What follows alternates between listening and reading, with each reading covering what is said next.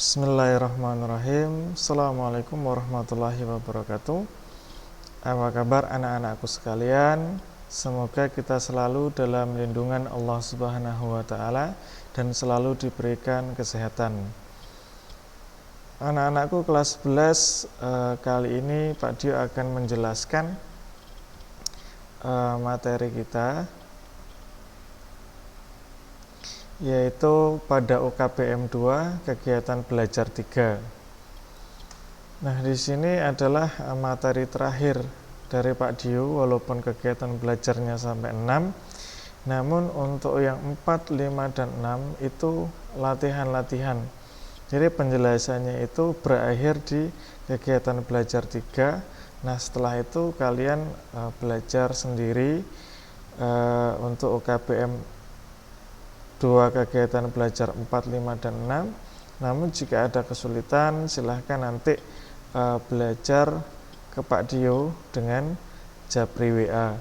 Nah, di sini materi untuk kegiatan belajar 3 itu kita disuruh melihat kembali ke pendahuluan. Nah, di soal pendahuluan itu soalnya seperti ini. Sebuah pengembang perumahan merencanakan membangun rumah tipe A dan tipe B. Tiap unit rumah tipe A memerlukan lahan seluas 150 meter persegi dan rumah tipe B memerlukan lahan seluas 200 meter persegi. Lahan yang dimiliki pengembang tersebut hanya 3 hektar.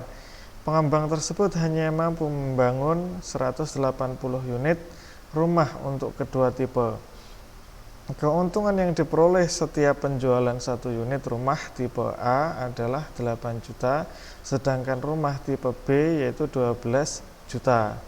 Sedangkan kalian menentukan banyak masing-masing rumah yang harus dibangun agar pengembang tersebut memperoleh keuntungan yang maksimum. Jadi tujuannya adalah ketika pengembang itu menjual tipe A dan tipe B itu mendapatkan keuntungan yang maksimum. Nah, maka cara untuk mengerjakannya adalah yang pertama kita harus membuat model, yaitu membuat model matematikanya. Di sini untuk X-nya adalah tipe A, untuk Y-nya adalah tipe B. Kemudian banyak rumah, ya, banyak rumah A dan banyak rumah B. Nah, kemudian setelah kita membuat model matematika, kalian sudah belajar kemarin, tidak usah Pak Dio jelaskan. Dan kemudian fungsi tujuannya adalah seperti ini. Z sama dengan fx, y sama dengan 8 juta X ditambah 12 juta Y. Nah, kemudian langkah untuk mengerjakan, yang pertama adalah menggambar daerah himpunan penyelesaian dari sistem pertidaksamaan di atas. Ya, caranya adalah menggunakan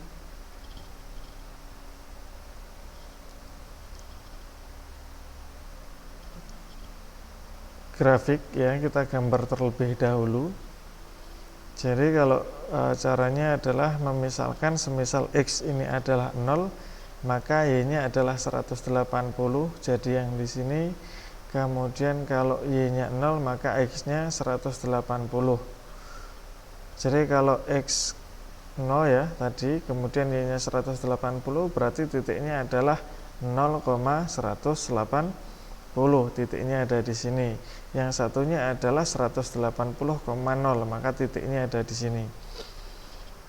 Nah, kemudian kita hubungkan di kedua titik, maka terjadilah gambar, ya. Gambar yang biru ini adalah gambar dari pertidaksamaan garis X ditambah Y kurang dari atau sama dengan 180.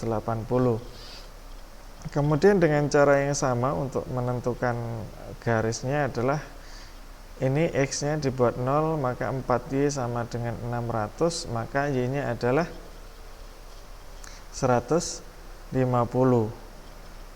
Maka titiknya adalah 0,150.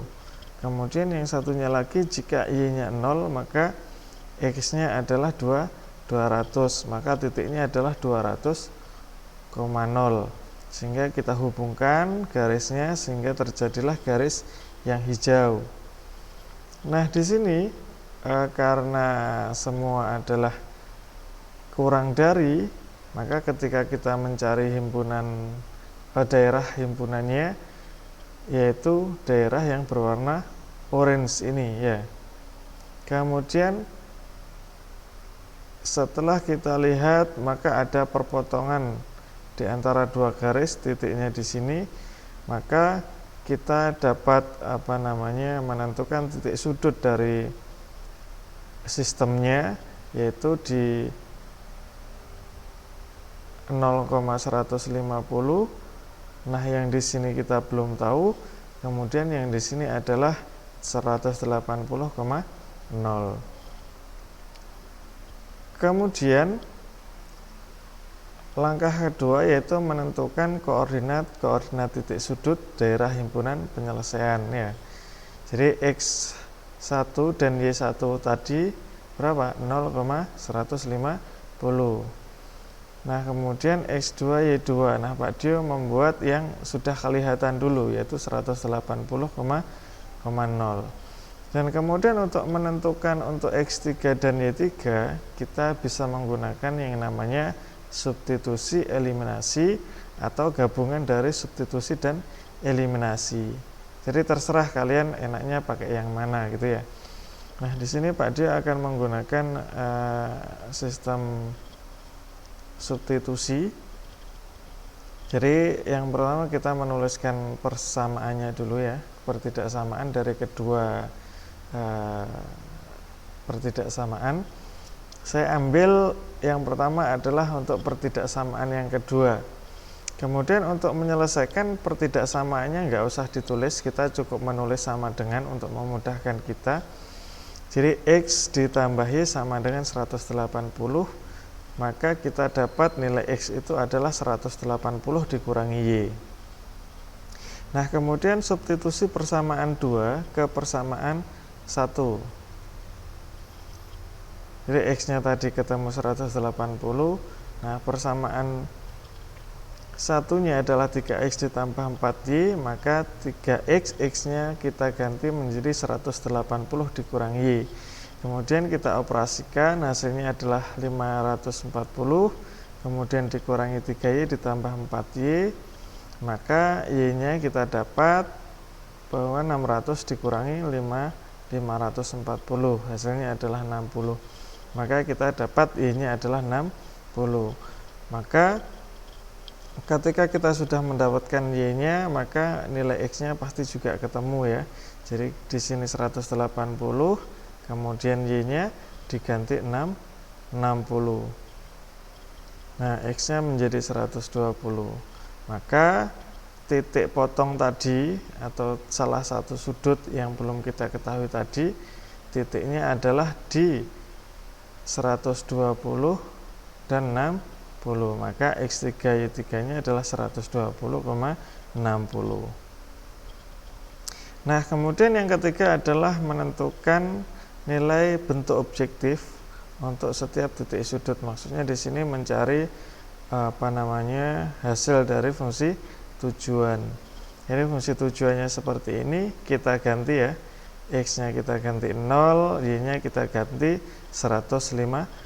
Maka hasilnya adalah berapa ini? 1.800.000.000.